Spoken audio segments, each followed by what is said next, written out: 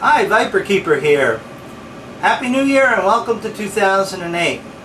I'd like to sort of start off the year by doing sort of a FAQ session, part 2, and then a bit of a rant about something that's annoying the heck out of me in general. I'll try to keep it brief, but I do get carried away. Item 1. If you're going to post a comment up on my channel, try to limit the usage of your profanity. Yeah, you might be excited. Yes, they are cool snakes. I agree with you 100%. But there's a wide range of people, including young kids. You know, they sort of get enough of that at school. You know, so just try to keep it on an even keel. For the families that watch my channel. I get so many questions and emails from the channel on a daily basis. It's really quite overwhelming and quite humbling, and I really appreciate it. However, please keep in mind, if you get an answer to a particular question, it's your lucky day because it was sort of slow, or I had a bit of free time. I have a full-time job. I have all sorts of other things going on besides sitting in front of the computer, all evening. I've got lots of animals to care for. And by the way, I have no clue of the total number of animals that I have. I can't even house them all here right now because I'm very limited in space. I do know what's supposed to be in each cage and how many of them and generally what sexes are in there. That way I can look in there and I can do a head count and say, oh, there's 3 snakes in here, or there's 2 snakes here, or there's 1 in there. I can do that. I know who's supposed to be here, and if somebody was missing, like my little green friend over there, if I don't trip over you when I'm walking in here, I will indeed know that you're missing when I do my sort of bed check. You may get out of your cell, but you're not getting out of the room, certainly alive.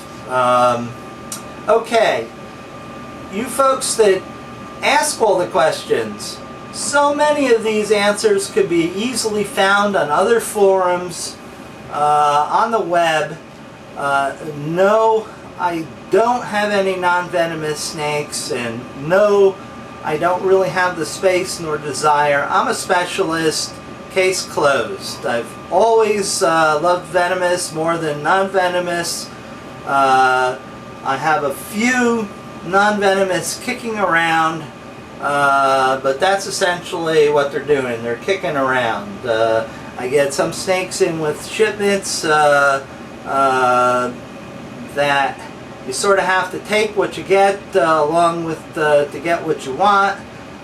So occasionally I get non-venomous snakes, and I wholesale them off to other vendors that I'm friendly with and suppliers, or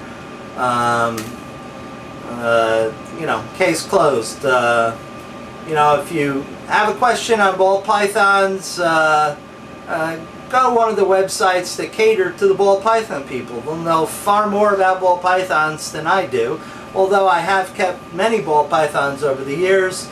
Other than being king cobra food, they're of little interest to me right now. So take it as it is.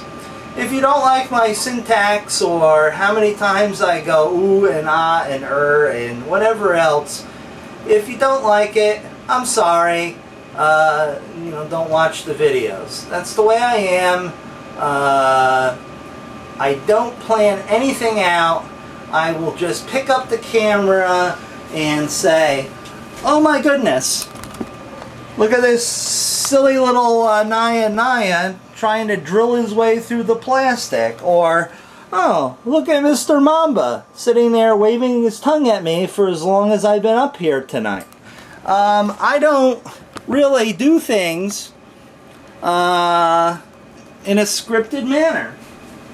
I'm not interested in doing a scripted show. There's many scripted shows on TV.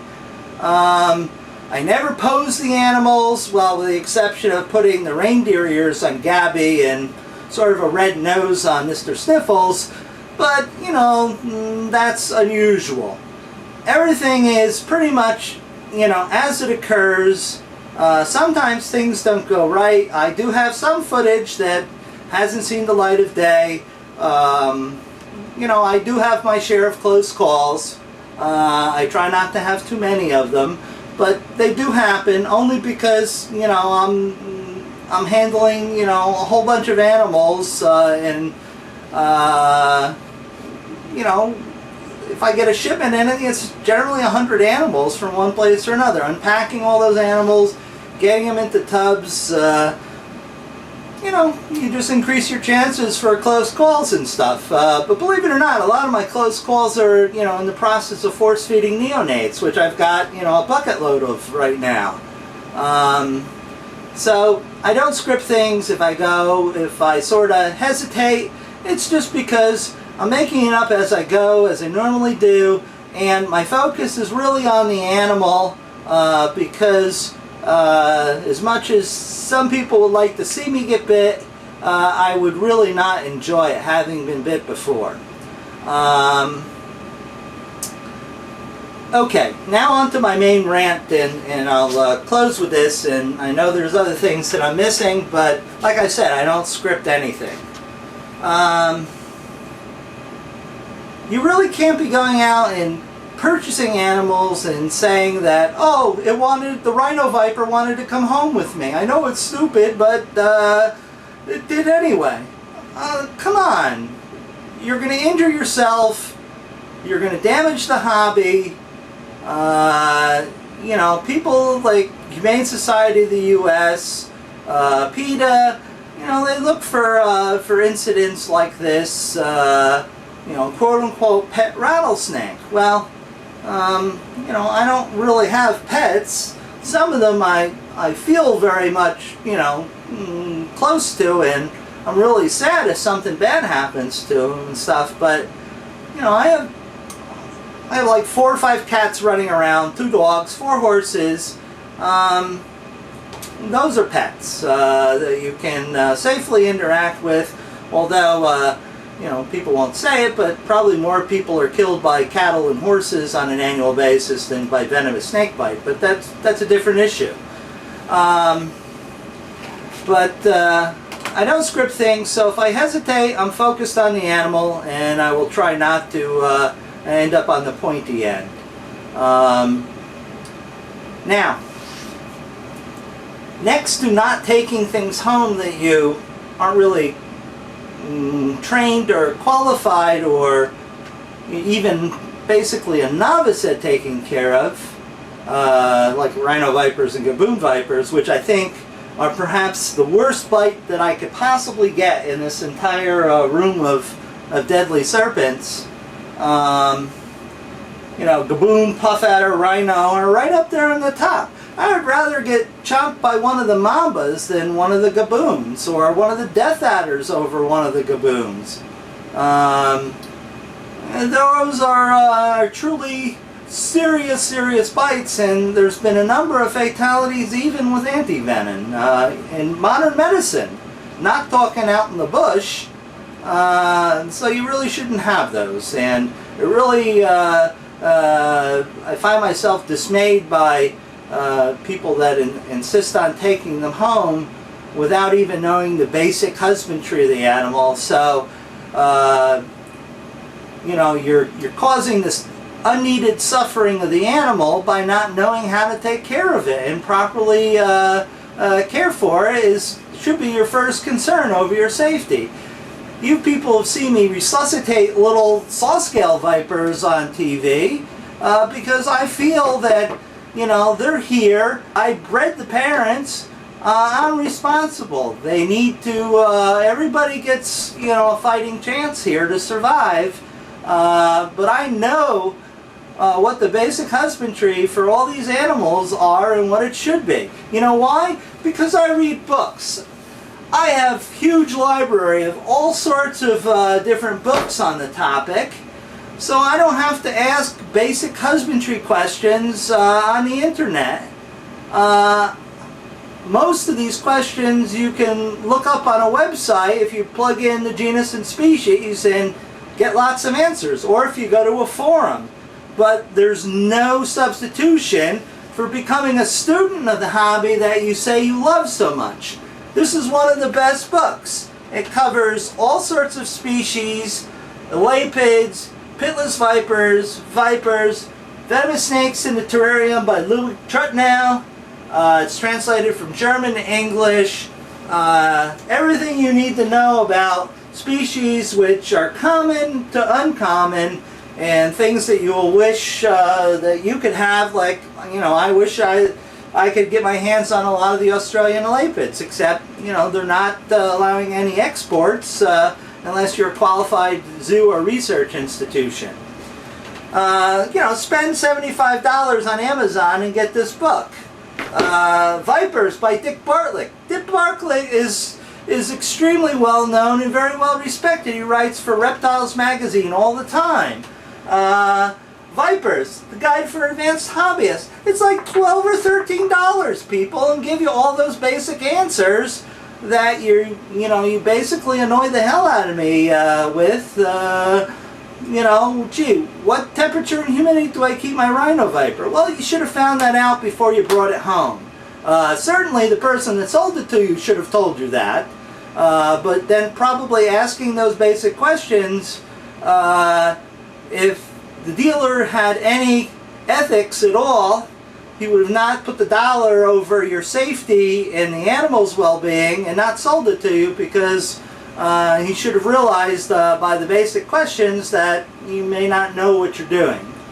You know, you got to put the animal first, people, and you got to know, you know, how to take care of them.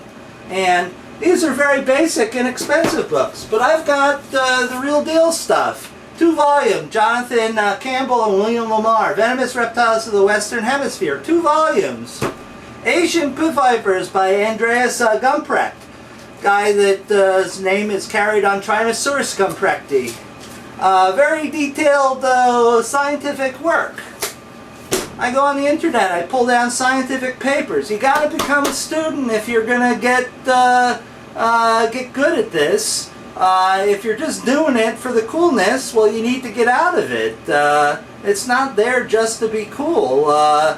You know, the animals, you know, demand a lot better care than just your average hobbyist. You need to know. You need to do a lot of research on your own. You can always ask me the hard questions. My rhino viper hasn't gone to the bathroom, you know, in 6 or 8 weeks. Well, okay, that's normal. Gabby goes every 11 weeks. You can almost set your watch by it. You need to keep them hydrated. You know, okay, tough questions. Veterinary questions. The answers for those are really tough to come by. Feel free to ask those sort of things, but only ask me on the venomous snakes. I'm not interested that, you know, necessarily that your ball python hasn't gone to the bathroom or hasn't eaten. I don't know necessarily why, other than the basics. Yes, I did learn the basics about them all and can move across, but I'm a specialist. Go to the specialists on the ball python forum and ask them. Anyway, that's enough of my rant. There's lots of books you need to get your hands on, and I will try to make a list available somehow, some way. I'll compile a list and send it via email, but you got to email me off the regular YouTube website, excuse me, to like deadlybeautiful.com, and I'll send you a list of books. You know, I'm very happy to support, you know, education. That's what I'm here for. I'm not here for the blood sport. That's why I don't feed live animals on the camera, because I'm not here to watch, you know, another living animal, you know, die in the process of being preyed upon. It's just not necessary. You know, if you want to watch blood and carnage, there's plenty of videos out there on on all the different video channels, so you can watch that stuff. You're not going to get it here. You know, I'm here to promote the hobby in the best light that I can, and I will continue to do so with your support. Thanks very much. Good night.